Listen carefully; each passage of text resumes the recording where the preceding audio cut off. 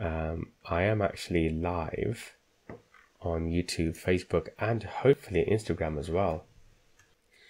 What I wanted to go through today actually was something quite interesting, which has really helped me to understand one of the key concepts of the Quran, and one of the, well, perhaps the key purpose of our existence per the Quran. And it has a very strong connection with science. And this is to do with the concept of diffusion, which you may or may not have studied in science before. So what I wanted to do is go through that, if I may. So let me show you this brainstorming that we did. Now you might say, whoa, what's all of this? And we were doing a general brainstorming. This is basically a whiteboard which we have in one of our rooms, and sometimes what we do is we just get in front of the whiteboard and we study certain concepts of the Quran, and we try and link things together. We share ideas, we try and we question each other, we talk about some of the issues we have in life, we talk about some of the basic concepts of the Quran, and we just brainstorm what things mean to us and try and just decode, if you like, the basic messages of the Quran. So let me just make this a little bit better for you to see. Now I'm going to try and use some, see if this works. Hang on. So, I want to draw certain things. Let's see if this works. Yes, I can draw. Fantastic. Okay, right. So, we were discussing diffusion and the concept of diffusion as you see it in the messages of the Quran. Now, what is diffusion, first of all? Diffusion is the process by which elements which are in high concentration get transferred to elements of low concentration. So, for example, and let me just show you some examples here. I'm going to try and see if I can do this properly with this. Let me zoom in. There we go. Right. Examples of diffusion. Water in soil. And I'll come on to the Quranic concept in a while, but just bear with me if you can. So water, when you put water on soil, or when it rains, for example, you see the concept of diffusion taking place. The process of diffusion. Where you put the water onto the soil, spray it onto the soil, what happens is that where you put the water becomes highly concentrated with water. But then what happens is that the soil begins to pass that water through to other parts of the soil where there was low concentration of water. And that is a natural phenomenon. It's part of God's natural law that you will see the process of diffusion taking place when water is placed onto soil. So what the soil does, it basically passes the water through to the various organic elements in that are residing in that soil. That could be the roots of plants, it could be insects, whatever that might be. And you see that in the way agriculture works. That what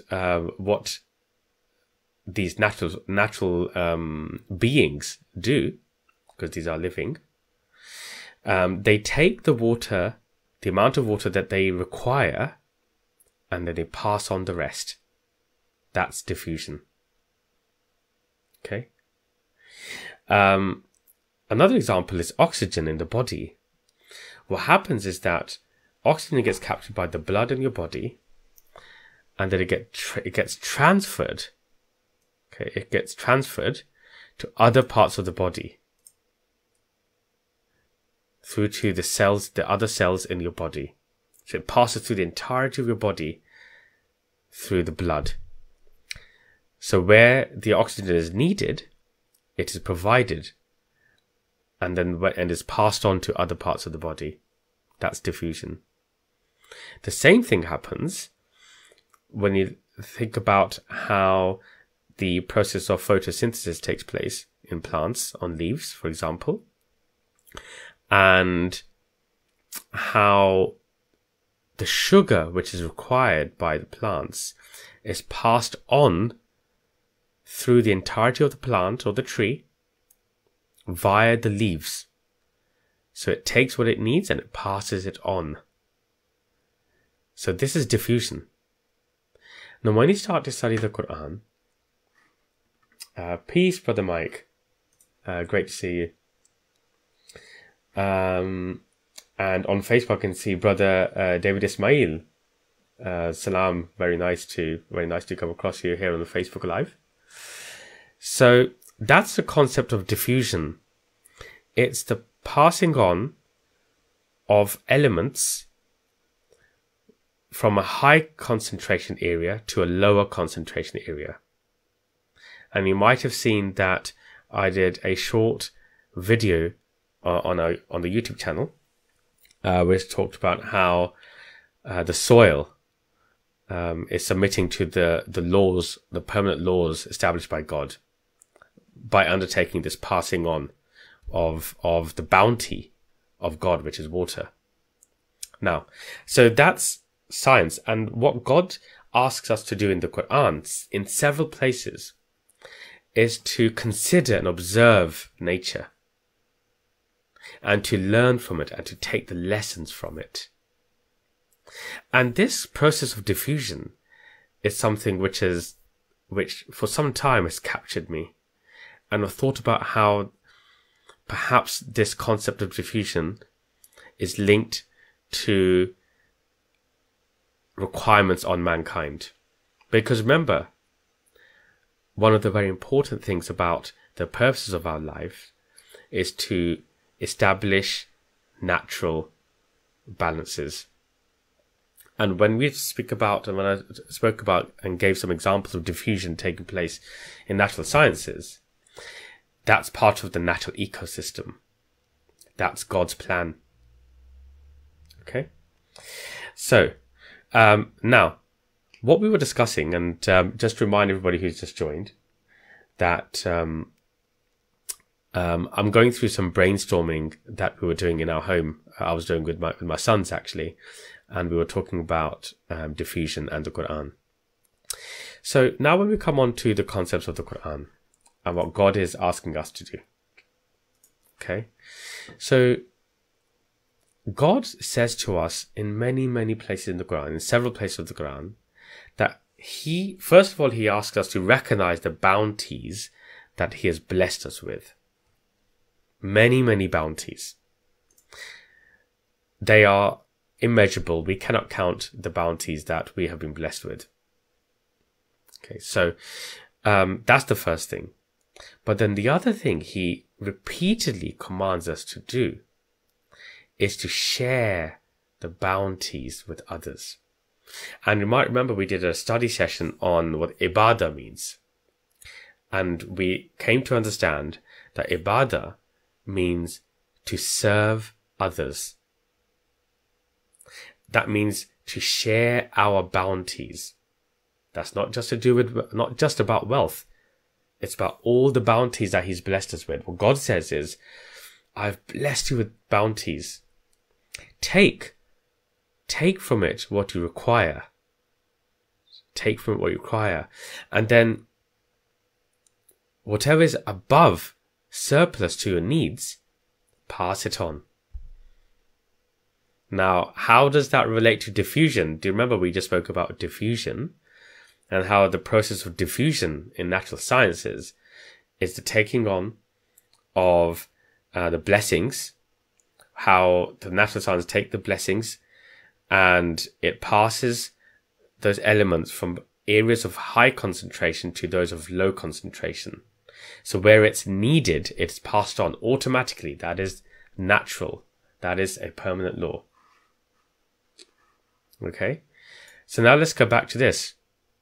So what God is saying to us is that, and now let me try and just play, do something quite cool with this. Look at this. It's working. So what God is saying is, here we go. Hold on to what you need and give away the rest. This is one of the key concepts of the Quran. And Allah says to us that this is not just something which is a nice to have. When we pass something on to those in need, it is because they have a right, the needy have a right to the share of those blessings. Does that make sense? Let me just cancel this. Hang on a second. The needy have a right to share not just possessions, but all the blessings which have been bestowed upon us by our Creator. Okay? And as we just discussed at the beginning of this live stream, all our natural surroundings, they do this. So there's a lesson in here for us. Oh, what did I do there? There's a lesson in this for us.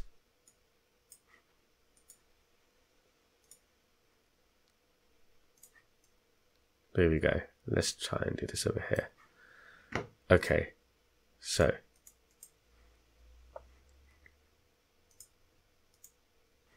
Yeah. So all these natural surroundings which are undertaking continuously this act of diffusion, they contain a lesson for us.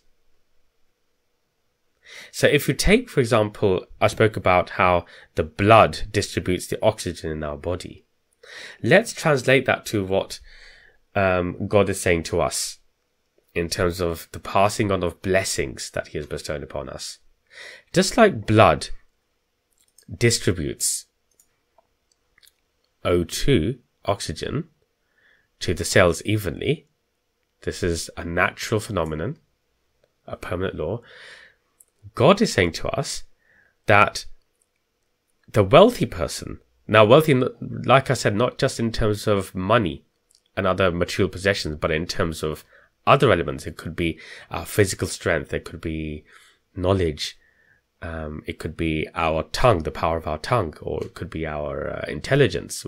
These are all the elements of wealth. Okay, wealthy person should distribute the bounty, which is the equivalent of the oxygen, to the needy evenly. So the wealthy person is the equivalent of the blood. So the wealthy person is the mechanism by which something is to be distributed. Okay, so if I'm a wealthy person, let's just say I have knowledge of the Quran. Okay, so I've been blessed with the knowledge of the Quran, or the understanding of how to study the Quran. Okay, so I'm wealthy in that respect. So I'm like the blood. And I have to distribute that knowledge, that bounty, just like the blood distributes the oxygen. I have to distribute to those who I need of that knowledge. That is my job.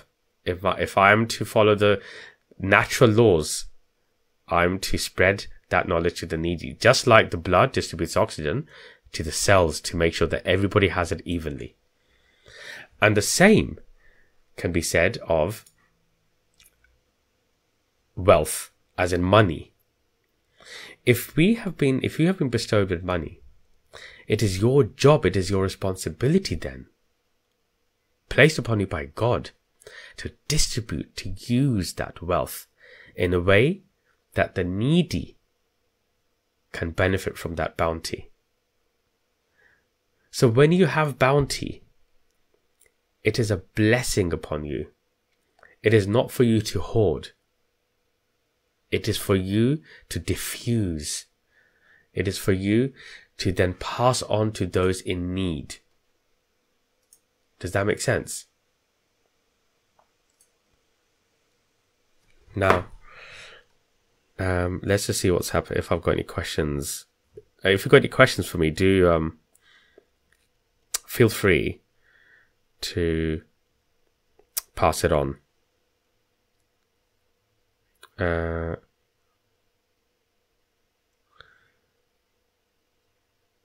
Okay. Right, okay. Let me continue just to finish this on. I'm going to complete this now. So, what is it that stops us from undertaking this act of diffusion?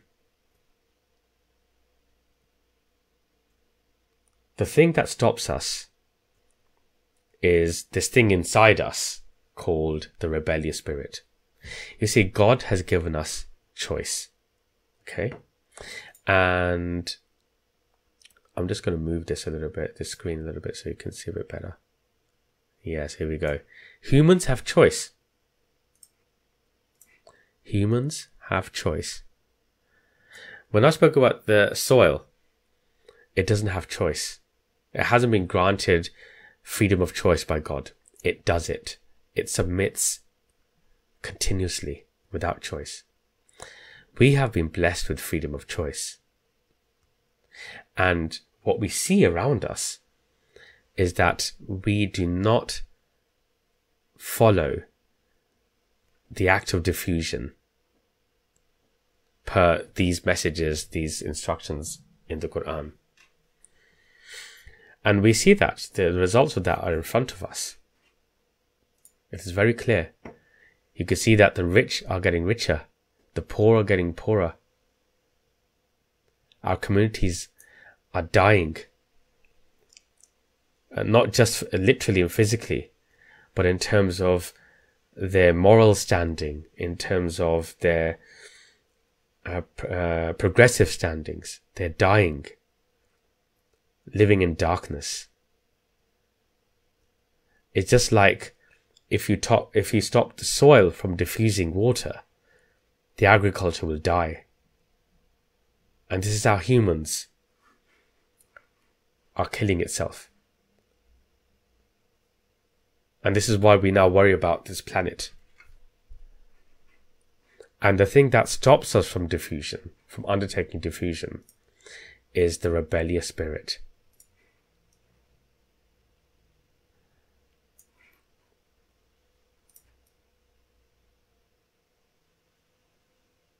Okay.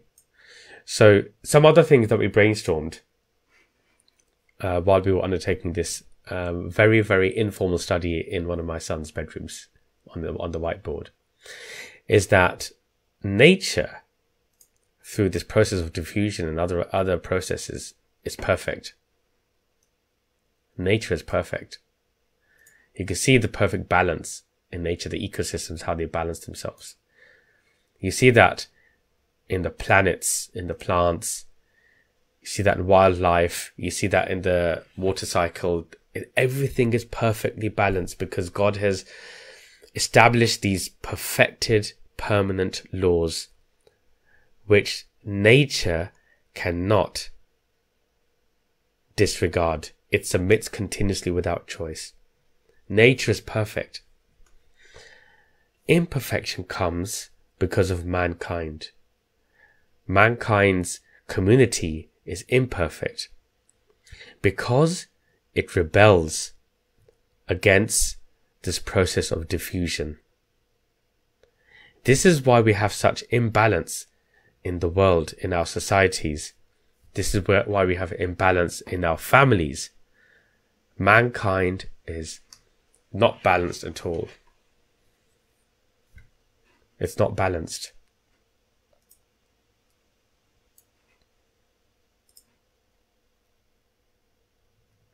And the other thing which we're doing, because we are not acting in balance, we're not diffusing, we're also causing disbalance in the rest of nature, which was perfect. And we can see that through the worry we now have about the environment, the future of this planet.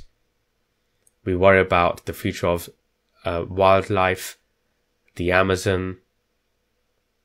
We worry about animals going extinct. This is because of mankind. We have caused this. We have not followed the permanent laws of God, which we can see are examples for us in nature. We do not pass on God's blessings. We hoard. We have a natural instinct to hoard. And one of the purposes of life, which I've established from the Quran, at least for myself, for my own understanding, is to bring back balance. And I undertook a very, well, it wasn't very long, but quite a detailed podcast available on Spotify, but also on the YouTube channel, where I spoke about balance and how that is one of the key reasons why we have been put on earth, you, me, individually. The test, part of the test, is whether we work to maintain balance. Brother Mike makes a very good point here. The intoxication of greed, ego, selfishness, fame, fortune, division, etc. I mean, the list goes on, Brother Mike. God bless you. And all of this causes corruption. This is fasad. See, all the big terms in the Quran, they are connected, okay? So when Allah talks about ibadah, it is about serving others. It's connected to diffusion. When Allah talks about iman, when Allah talks about amal saleh, and the opposite of all of this, Allah talks about kufr, hiding the blessings of God. You see? The opposite of diffusion. Can you see the link? And that system which God, if you're following the natural system or establishing the natural laws of God, Allah talks about that as being ibadah.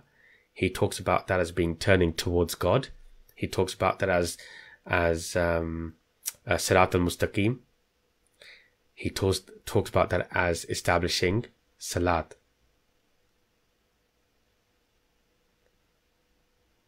Let me repeat that. All of these words are connected. I'm going to put another one in there as well. Ihsan. Ihsan, Amal Saleh, Ibadah. And then the opposite of this. Now actually, before I go to the opposite, this is about establishing Salat. And the opposite of this is kufr. You're denying this natural law of God. Brother Lemming, it is a spiritual issue as well, absolutely. God bless you. And yes, Maher, the fear of poverty, the cause of us listening to our rebellious spirit and hoarding God's blessings and denying the natural laws of diffusion to take place amongst the community of mankind, which is affecting our wider natural environment as well. That the reason to listen to our rebellious spirit and follow it is multifold. And one of this is fear of poverty. And this is why in the Quran, Allah tells us not to worry. He tells us, He gives us comfort that, look, if you follow my natural laws, you will actually see multiple rewards in this world and of course in the hereafter. So one of the tests for us is, how do we transcend that fear? And it's not easy. And Allah, how many times do we hear, even in khutbahs, if we go to the mosque and people will talk about this verse of the Quran where Allah says that your wealth and your children will be a test for you. Have we really paid attention to that verse? What does that really mean? Our wealth, our possessions will be a test for us. Well, here it is. We're talking about it. It's a test. And Allah says, do you really think you'll be able to succeed without being tested? In other words, God will bless us with these bounties. And therein begins a test. The bounty could be your physical attributes. It could be your knowledge. It could be your monetary wealth. It could be other material possessions. When you receive these blessings, therein begins a test for you and for me. What do we do with that? We have freedom of choice. The soil does not. Will we simply keep what we require and then pass it on to others who I need to bring balance in society? Or will we, out of fear of poverty, will we hoard as much as possible for ourselves, our children? Remember, our children will be a test as well. For our children, for their next generation. How much? I mean, there's no limit then to the hoarding, because you don't know of any future eventualities. You'll continue to hoard, and therein lies a test. And God talks about this test in the Quran. You see, we often move on very quickly from the verses of the Quran. We don't often pull these together, connect them together like a puzzle. And Brother Mike, who I'm very close to, often talks about this being a puzzle and us needing to pull together the pieces which are shown to us in the Quran and outside the Quran in our natural surroundings. We've got the pieces of the puzzle, but we have to make the effort to try and pull that puzzle together so that we can understand what this test is, what the exam question is, and how we are to answer that exam question. And the only way to do that is to use reason, is to use our minds. The Quran is a reminder. It reminds us of what is already out there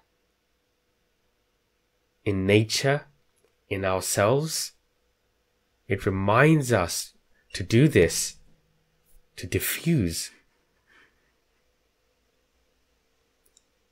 And you can probably see something which we started to go into as we continue to brainstorm on this whiteboard. We started to talk about what's going wrong. Oh, hang on a second. Can you see this thing over here? Let me just make this bigger. Yes. So, we started to talk a bit about this problem here. What has become of us? Think about what has become of us. We have separated deen from dunya, from the world. We think that the world out there is not relevant to our deen and what it is that we are meant to be doing with our lives on this earth. We've heard so many times people saying deen over dunya, deen over dunya. In other words, what we're meant to do in our lives is not related to the world. Forget diffusion, forget the signs that are out there in nature, in the soil, the signs which are within ourselves in the way the blood distributes the oxygen to our cells evenly, the way the trees, the leaves make food and sugar and then passes on to the rest of the tree for it to be fed. We are told to forget all of that. We are told that our deen is something very selfish to us individually. That we have to perform rituals to please a deity, a god. That our purpose of our life is to undertake rituals to try and please God.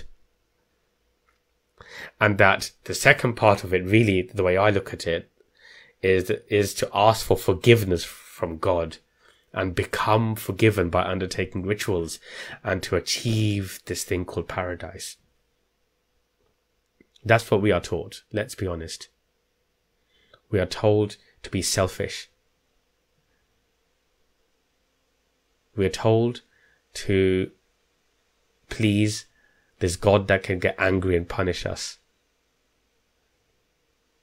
We are told to ask for forgiveness by undertaking rituals, certain rituals. And I see that on social media, so let's not deny it. It's all over TikTok, and it's all over Instagram, it's all over YouTube, all of these forgiveness hacks and the promise of a place in paradise. Now that is inconsistent with the teachings of the Quran. Now either you can say that, well, I'm very happy for people to say that I've misunderstood the Quran, that in fact the Quran is also focused on rituals and obtaining forgiveness and being quite introverted and selfish in that regard. But what if you're wrong? What if you're wrong? Surely the only way you can be sure is by studying the Quran yourself. Now, I've just gone through some brainstorming that we did within our family on what we are observing in the form of diffusion in the natural sciences, and how that relates to the messages, the piece of the puzzle that we find in the Quran to do with the purpose of our life. But it is really upon you to be convinced, because Iman is about conviction. Brother Mike, literally calling for separation instead of inclusiveness, where we are all working together instead of against those who don't believe the way we do. Absolutely. It's separating us from people, from other people. How will we diffuse the bounties that we've been blessed with if we are not connected with people? If we do not have love for people? Now, what religion does is create division. What God does, what God inspires you to do, is to build bridges with people. Because only when you've built bridges can you diffuse. It's a very different concept. And this is why, we started the Quran Study channel on YouTube, and obviously we're on other platforms. It's to try and get people to understand how important it is to understand the Quran, because the majority of people who claim to be Muslims believe in this deen over dunya, as I've got here. They believe that the purpose that they were put on earth was to undertake these rituals to please God. That's what they believe. Well, I'll try and fix the screen. I will fix it. There we go. Deen over dunya. Can you see this? This is what we are led to believe.